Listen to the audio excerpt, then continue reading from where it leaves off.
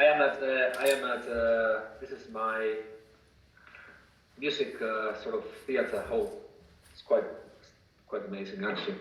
Classic, high roofs and high ceilings. You see. Nice. Nice. Lovely.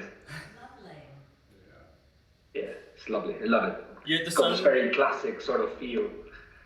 You know, it's very, it's like old school theatres. It's lovely. Where in the world are you? Sorry, what's that? Where in the world are you? Colchester, United Kingdom. Oh yeah. You know it? Pardon? You know it? No. Okay. But are you like, so you're teaching there, you're doing some music production, or? I'm course leader for the BA in music here. Mm-hmm. And so, yeah, I started recently, so we're in the process of, delivering the first year for me and then starting to work out possible ways and direction for the course. Mm-hmm. You know, in many sort of ways, academically and also just, you know, what possibilities we can find of expanding on this and that. We have an incredible range of amazing analog synths here. So we're trying to kind of establish those facilities as well.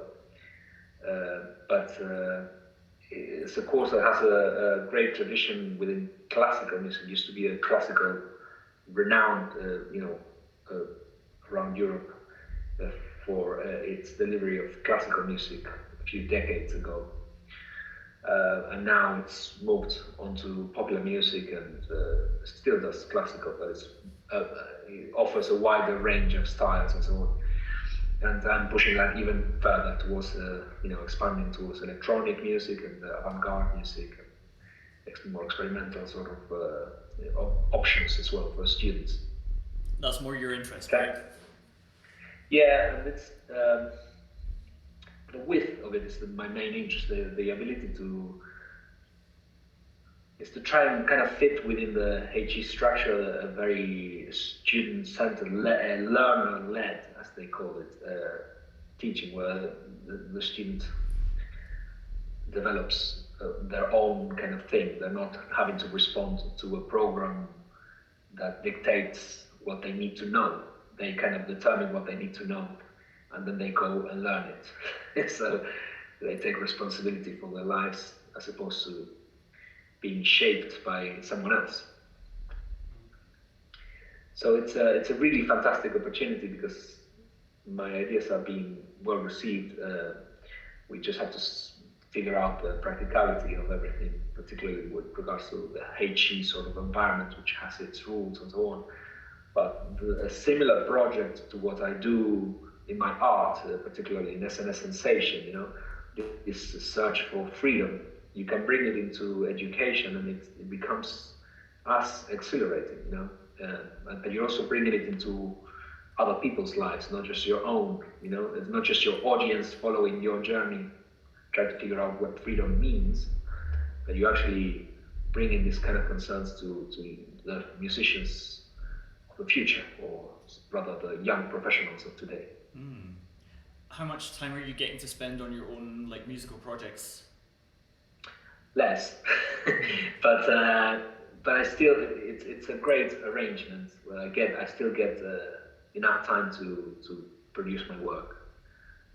So that's great. I've got a single that's just come out called Same River Twice. I'm super happy with it, and I have a nice campaign plan for it to promote it and keep it moving, and really enjoying now. I'm pretty much done with the music video for it, and it's come out a lot better than I had anticipated, that kind of thing.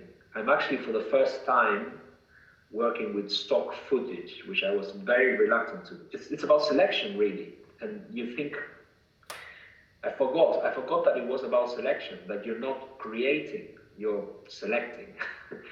You know, if you produce your own images, you're just giving yourselves options so that when the choosing stage comes, that's where the artistry is really. Whether you're a songwriter or a music producer or a DJ, it's all selection in the end, isn't it? And music, I think I just realized that translates very easily to the production of music videos.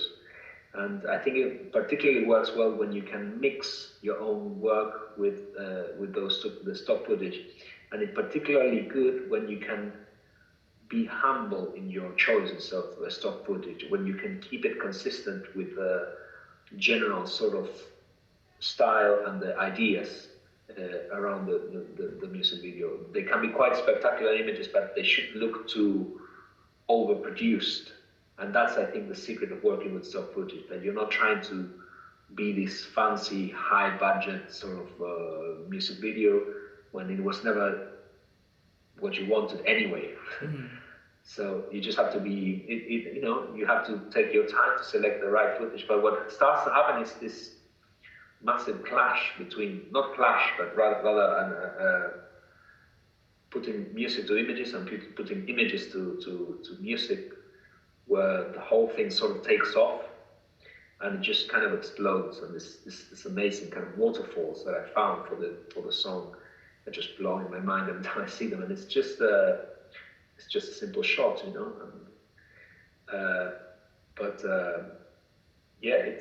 I think that now that I can see how you can work with stock footage, it's perhaps a bit more accessible, but also it gives you those options more than anything.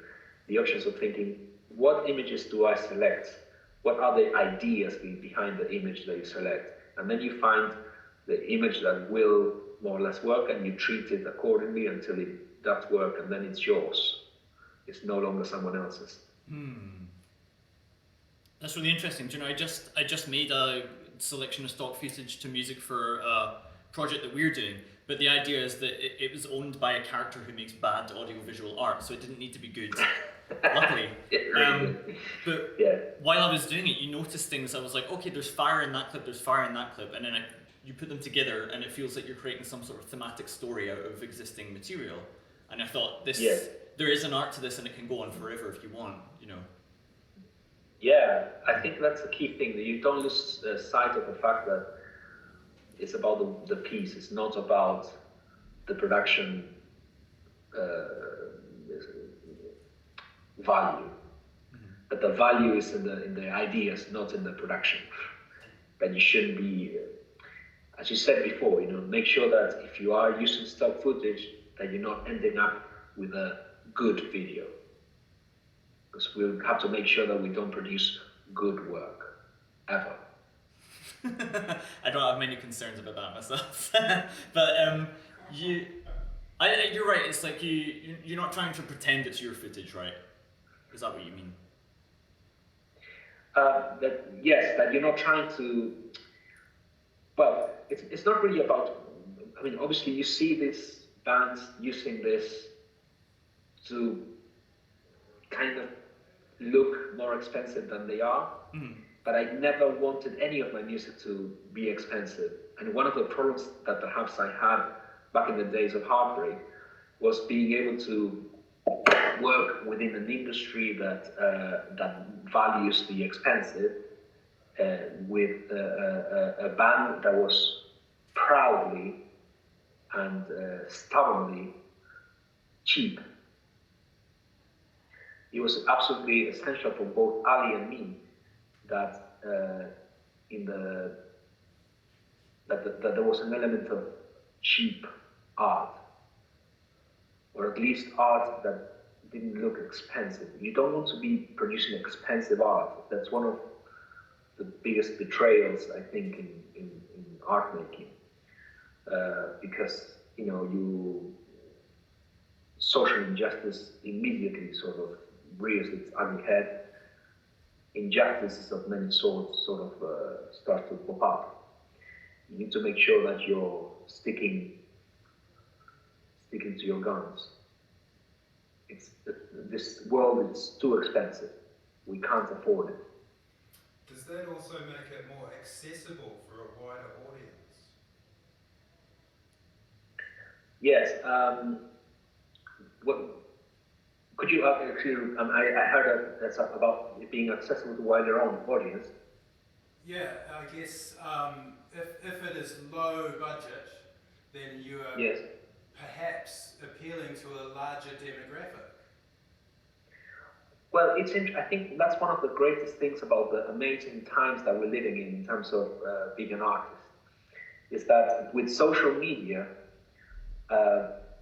people have a different expectation, and they don't particularly need the expensive lie that they were told before. They are valuing the immediate, more truthful, sort of authentic connection. It's the value of the idea, as you were saying. Yeah. Yeah. So there seems to be a lot more leeway for ideas, as you say, for an idea being a lot more valuable than they used to be. The idea used to be just the underpinning of this expensive effort, production effort.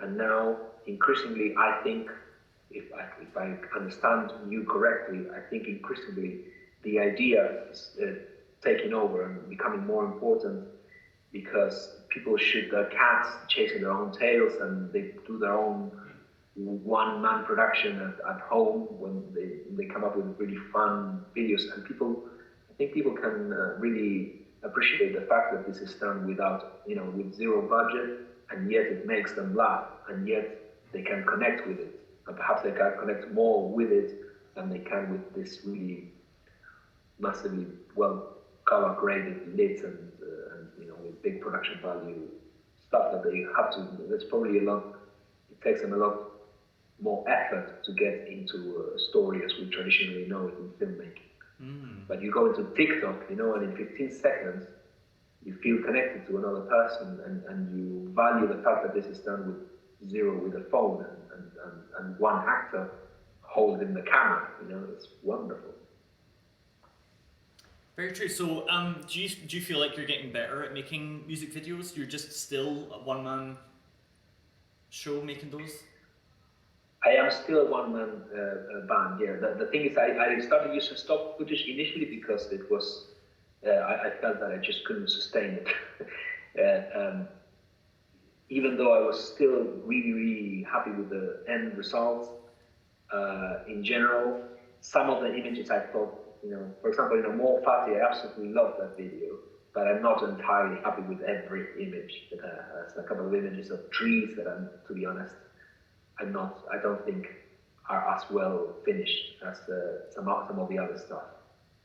The idea is there, but I thought maybe then it's best to just consider the idea and go for stock images, and it has worked out. Am I getting better at making videos?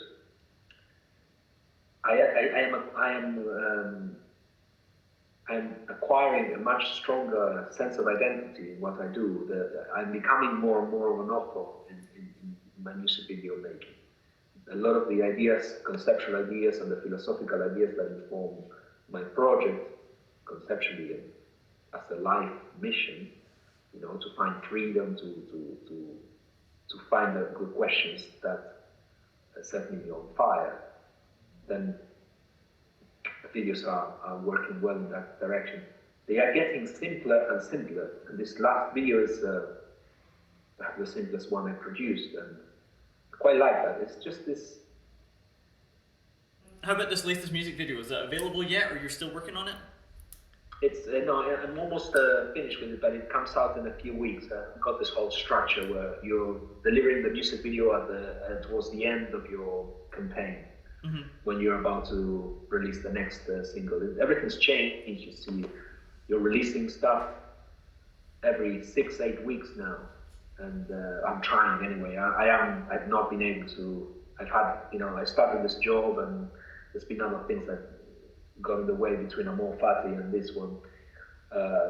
But I am hoping that now everything will be a little bit more settled and I'll be able to be more consistent.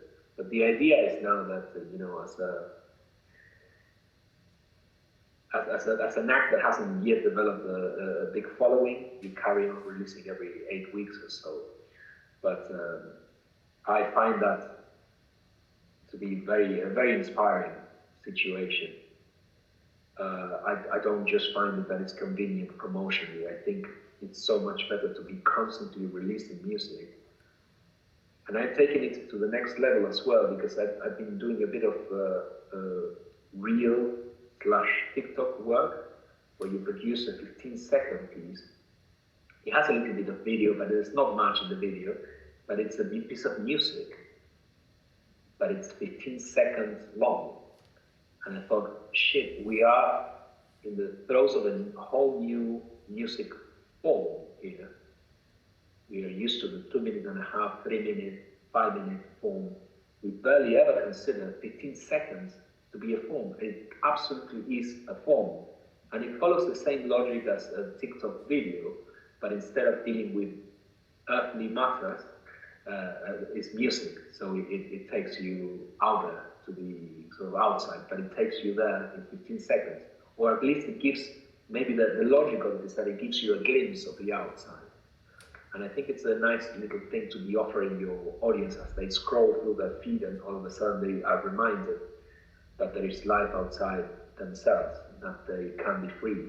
They probably just scroll through it and carry on with the next earthly installment, but there is an opportunity there, I think, to produce art in 15 seconds. Tell me about your music soundtrack interests. Have you done anything yet, or any plans? Well, yeah, I did the music for this really interesting German kind of documentary.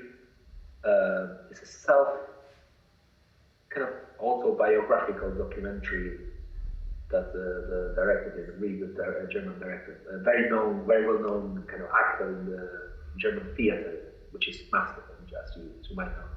In Germany, theater is a lot bigger than film, actually. But he's he's a great director, really interesting guy. And I did the music for that. And then now I am in the process of finishing the music for a British documentary, a short, it's a 15-minute thing. It's been a difficult process, to be perfectly fair, but we're getting there. And the director's cut, which we will probably have available in about a year or so, it's going to be brilliant. Really, I'm super proud.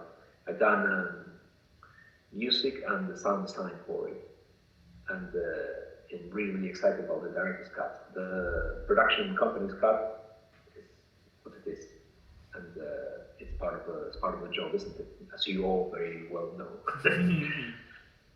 And next is I've got a fun project now that's coming up now in February, and I should start in the next few weeks. But I actually started it in November, but it's a commercial film, in a commercial feature in Argentina, which I'm doing with a long-term associate of mine. Tell me about your process for making soundtracks. Did they give you temp music? Do you get to see the whole thing first, or are you there from the concept onwards, or? It does change from project to project. It just depends on what the director needs, really, and how much leeway you have to collaborate.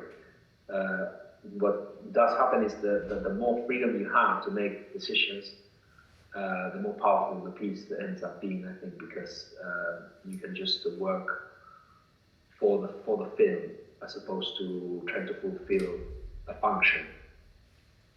So the more freedom that you have, the more you can give sonic life to the film, as opposed to sonic function. So for some projects, what happens a lot as well is that you propose a lot of ideas, and then the director has to evaluate how they work for them, and generally what tends to happen is you end up using a lot less music than you produced for it, because you're producing music to give give them options and so on. Now with this commercial film that I'm doing now is an Argentinian film. So my associate is an Argentinian musician, and it's a commercial musical film. It's going to be quite interesting, and we have to produce loads and loads of stuff. I'm going to be doing, I'm not going to be doing much of the writing, I'm going to be doing a lot of the production work. We have this thing, we've done for theatre a long time ago, like 10 years ago, where we combine a string quartet with electronics, and we did that for a children's play. It was really interesting. And then this one is just like a kind of a coastline sort of commercial sort of project, fun, and again we're going to use the same treatment of orchestral plus electronics, and I'll be doing the electronic side. It just depends on what each of the pieces. I'm going to have to produce like a minimum of 15 pieces. It's going to be a lot of work. And I suppose for some of them I have a bit more writing or arrangement sort of leeway, rather. And for some of them I'm going to have to do the production side of things. What about like the rights to the music? Like, do you get to release it as an album yourself? I guess that depends on the contracts and stuff, right? Yeah, it just again depends on the project. I think the Argentinian film has a good chance of being released as an album. It's going to be a whole bunch of songs, so that's probably going to come out as an album. I can imagine as a soundtrack, for a feature film. A documentary like the one I just did, a short documentary for filming documentary, really great documentary, but that is unlikely to come out as a release of its own. And the music is very much sort of fitted into, it just kind of works as a film. Don't think it's worth exploring the other option.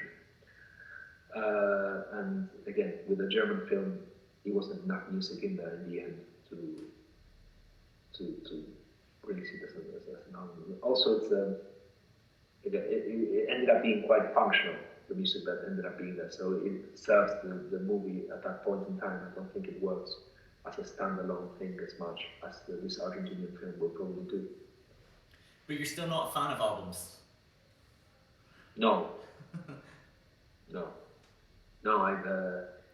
I keep getting, a few fans that saying, when is the album? At least give us an EP or something.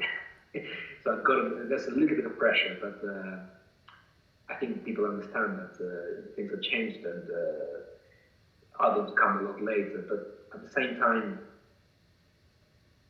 I'm just not very attracted to the film, to be honest.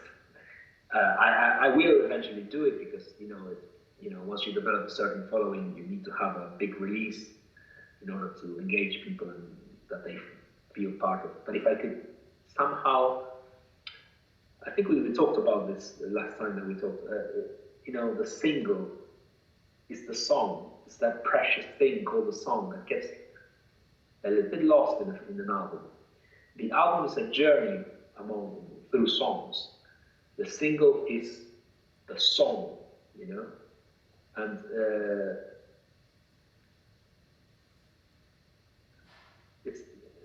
I'm even going. My inclination is to go towards the 15-second thing, as well. And I still I swear by the 3-minute format. But the 15-second has appeared as a bit of a revelation to me. Like, wow, what's an interesting platform to communicate with people like you and I are having a quick conversation, and I just say, never forget that existence precedes essence, and then we move on to the next thing. I just said existence precedes essence. Now, why is this phrase the best known thing that Sartre has ever written? Well, because it has this power of communicating something so powerful and so profound and so shattering at the time, and really in many ways shattering today, in my opinion. Existence, being there, being thrown in the world, isn't it? It's a hell of a concept, man. It's very emotional. I find it very poetic, very emotional, we are all abandoned souls, you know, and we're just like zombies or ghosts. It's a beautiful thing to come to see, to contemplate. Do you know this expression? Existence precedes essence. Sartre one. Jean-Paul Sartre. Yeah. You guys heard of it? No. Basically saying that you exist before you have a function, right? So, yeah, there isn't an essential aspect of you that comes with you from birth, but rather that you become the person that you are through the way that you exist, I suppose. That the essence is formed through existence. Obviously, a hugely anti-religious thing that was part of why it was so radical at the time, the mid-40s. Because his example was the letter opener, right? If you want to make a letter opener, then you know what it's going to be for. It's going to be opening letters, and you can find instructions on how to make it. And once you make it, it will do that. But a person is made before they have a function. Once you make a person first, and then you go what then he has to decide what it's for. So the letter opener has an advantage on people because letter openers know what they're for, but people don't. Because that's how. Yeah. And with it comes the full weight of the responsibility that comes with that freedom. You don't have to be anything, but what you end up being is entirely your responsibility. You're facing the precipice, you're facing the void, and it's terrifying because it's down to you whether you jump or not. No one else can make that decision. Well, it's, people keep coming to the club. They're always asking, like, what is this for? I think some people think I have to convince them that filmmaking is a worthwhile thing. When really, I think I just have to assume anyone who turns up here has an interest in film because I can't develop it for them, and I can't justify my own. So, if you want, well, yeah, tell me. It seems we're quite aligned in our thinking of teaching. Yeah. Existentialism is really at the heart of what we do as teachers. This learner-led approach is all about that world of possibility and despair. Interesting. True. And that's more accessible now with, as you were saying, with your 15-minute soundbite or your TikTok videos, anyone can be a performer. And it doesn't have to be packaged and produced. So it makes it more authentic in a sense because it can reach that individual existence. Absolutely. Yeah, and they can show their essence through it. So it's becoming more ubiquitous, I guess. You live and breathe art. You are art now. You can do it. You can just be it. Yeah. Freedom. It's very good. That's so cool.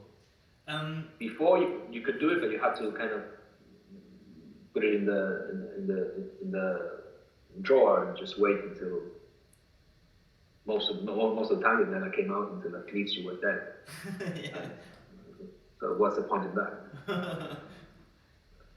Yeah. Yeah, totally. Any questions for Sebastian about his music making or soundtracks or anything? Well, I was interested. You're teaching undergraduates. Yes. Their course is performance orientated or theory orientated?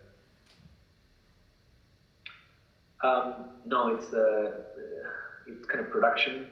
Yeah. It offers a kind of, there's a couple of courses. One of them was music for media, although that's not going to continue, but there will be music for media as an option as well, within popular music or pop music. And then there's another one which is more geared to teaching.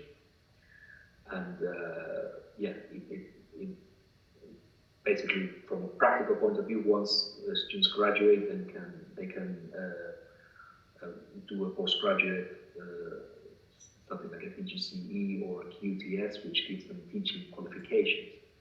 And then they are qualified teachers and they can work in primary schools or any other school as music teachers or even as teachers. Nice. And are they inspiring you? Sorry? Are they inspiring you?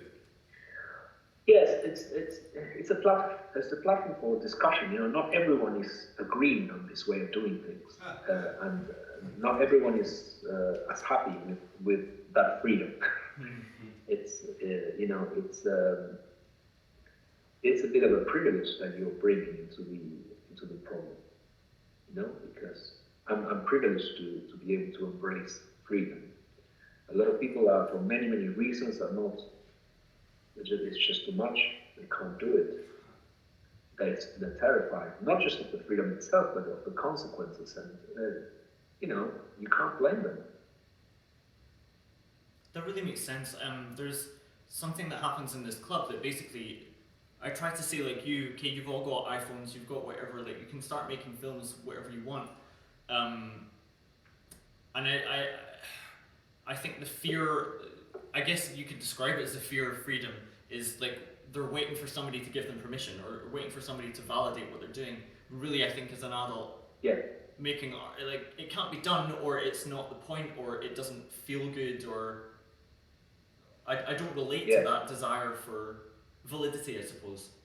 I think it could be related. Yeah, go for it. I'm just thinking it could be related to the way people consume art, because their perspective is always the first impression of art is I see it and I respond to it, and then I consider it art because that is their first relation to it. But a lot of artists, or some artists, their relationship with art is the creation of it by itself, regardless of the response of it or not. Is my idea. So maybe the idea that because you're so used to that, so the response comes first and then the art comes second, when you're supposed to create art yourself, suddenly there's a silent box and a void where there's nothing to respond to, because they're used to that part of the art is the conversation, always. And if the conversation is gone, because there's always someone responding and discussion about it, then they're not sure what to do with the void, how to fill it, how to explore it. It's difficult. It's difficult to see life for what it is. One of the reasons why capitalism has worked so well is because capital is a way of fetishizing your fears. The fear that what you see is what you get, that what's out there is what is.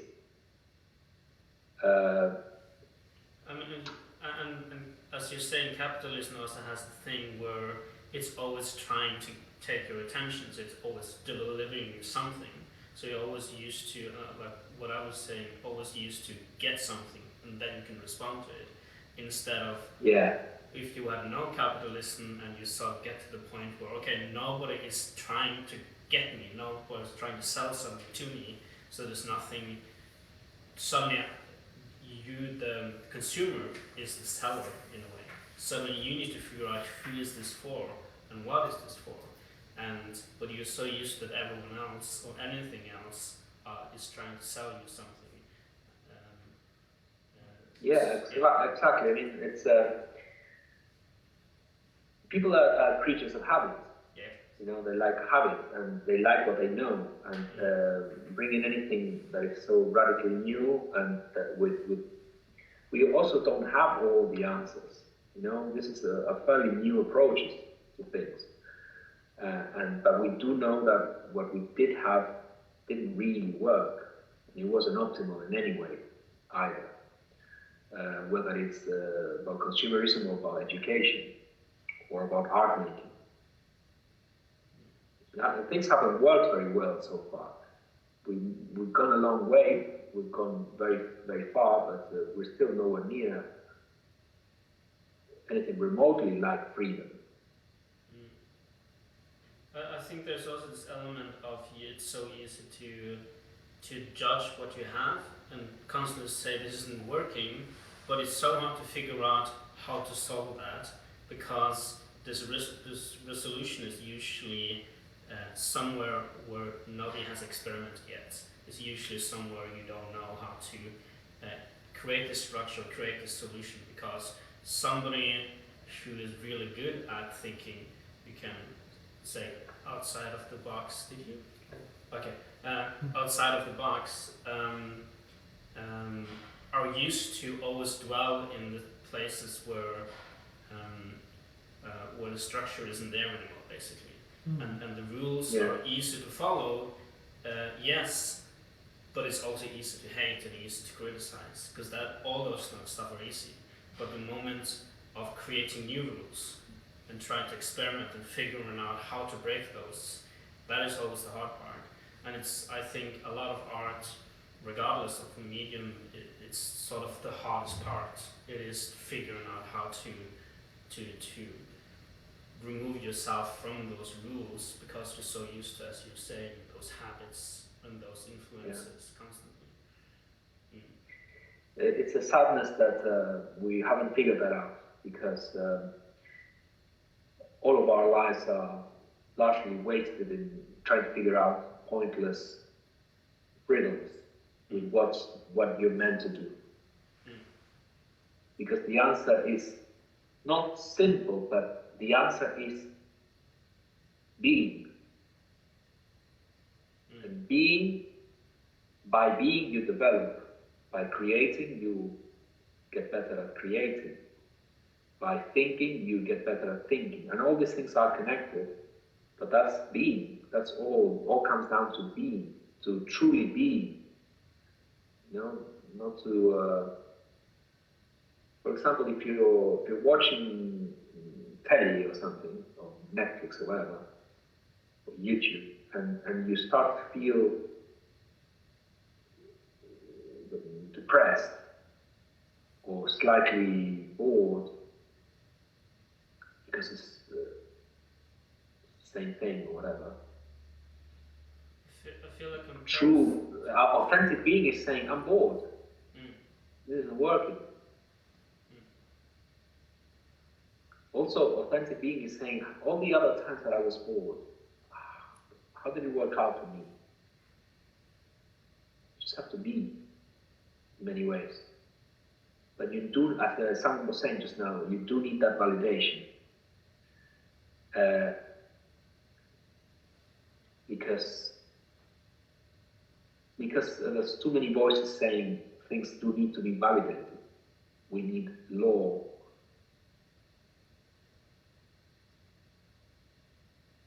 In order to communicate with one another, we need a definitive language. And this is one of the, as a foreigner here in the UK, teaching in the position of a course leader, language does come up sometimes, and it's a challenging thing to talk about, because it's a delicate matter to some. To me, language is what you make of it. I'm in the socio camp, la langue. Language develops by the use of it. You use language and then language changes. And that's the way the languages change. But there are also always forces of conservatism that take comfort in the way that things are established at the time. And they say language is either correct or incorrect. This is grammatically correct or this is grammatically incorrect. And that allows me to speak and feel good about what I'm saying. Interestingly, a lot of people that think this way don't necessarily use the language in what they would term the correct way themselves. Perhaps it's this social trauma, this trauma at the heart of capitalism, this exploitation that has traumatized us all, whether we are the oppressors or the oppressed. We're all trapped in this circle of oppression. And so we identify with our oppressor, and we use their rules to define ourselves, even though we don't fit within these rules, even though we don't conform to these rules, even in the use of rules or the attempt to use these rules. this is what we're doing in education. It's a huge, massive challenge. It's a lifelong quest that is passed on from generation to generation in the search for freedom, from liberation, from the proper awareness of one's own oppressive state. It would be a hell of a movie, The Language of Capitalism. Sorry, I missed that. Huh? Oh, the Language of Capitalism is a great name for a movie. Oh yeah. It's got a lot to it. I'm surprised France hasn't produced that yet. It's coming this summer. We'll write it, you can do the soundtrack. Yeah, we're going to need a soundtrack. Oh yeah. Yeah, Sure. too easy. Yeah. So, how about performing on stage? I am so. It's an interesting question. I recently we did another gig with Ali with Heartbreak, you know, and that's been the strangest sort of experience. The whole Heartbreak thing. We never rehearsed. Never. We just went to a friend's house and did our first concert there, and it was the same explosion that you get a couple of months ago. It is an unreal, extraordinary situation. I can't account for it. I can't explain it. It's just this extraordinary chemistry, and we have probably rehearsed a maximum of 10 times in our history as a band. It's just the most ridiculous thing. With SNS Sensation, it's a very different project. I don't know what I'm doing. I have no idea what I will do on stage. I am not intimidated by the prospect, but certainly intrigued. What would happen if I stood there on stage and performed these songs as SNS Sensation? Not sure. Certainly doesn't feel certain. With Heartbreak, there was never a question. There wasn't even what would happen if we went. We don't talk like that. We just go on stage and do it. It's extraordinary. So I don't really have a very good answer for that. I don't even know if I want to go on stage. Well, I might obviously we'll give it a try eventually and see what happens, but I am definitely not sure. I'll need to play you some clips of his music before we go. Sure, So yeah. you know, because I'd written on the page that I'd seen Sebastian performing in Heartbreak in like 2009, and then you friended me on Facebook, and then I was like, oh, what's he up to? And then so I started talking to him, and that's why we're here today, is because he was performing in Glasgow in 2008, 2009 with his band that's just reunited again. There you go. Good times, So good times. cool. Yeah, great times. I'll show some clips once we're done talking, so they can all see you on stage. Yeah, great. Good stuff. For sure. That's all I had. If you get any more questions, it's all good. Really appreciate you joining us for the first call to the club. Excellent. Taking on the Lovely challenge. to talk to you. Yeah, it's so cool. Thank you very much. Thank Thank you. Cheers. Thank Keep you in so touch, much. man. Bye. Bye. It's Hey. an interesting chat. Yeah. Deep guy. Yeah, you got pretty philosophical. Really, really good at exploring like borders of art and medium. Well, that is what art is for. Any type of art, film, literature, music, that's where it all kind of has common ground. It is pushing boundaries. Or a commentary on the established. There's a lot of grey area there. I'd love to go to his music course if I could. That's so cool. Just listen to him talk about philosophy all day. Well, and he's legitimate. He's passionate about it. You can see that he's into it, just the way he talks about it. Yeah. And that's always inspiring. You know, to hear people talk about their pursuit with such passion.